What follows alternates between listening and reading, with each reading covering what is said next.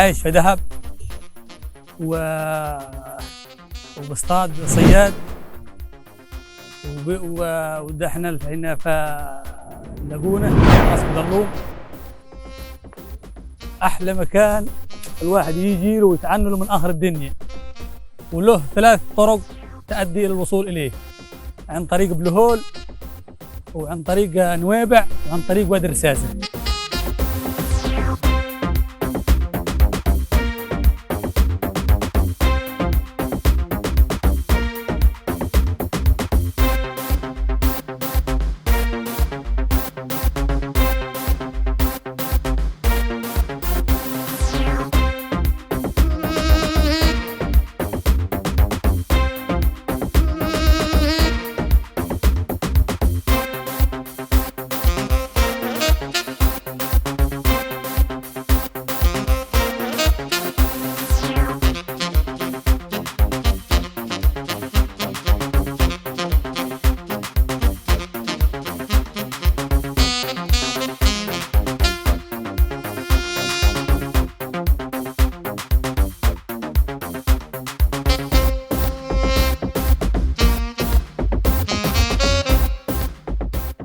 هنا البلو لاجون دي من احد المعالم السحريه اللي موجوده في المحميه، بها مخيمات وبها تجمع بدوي يصل الى ما يقرب من 200 فرد وصارهم.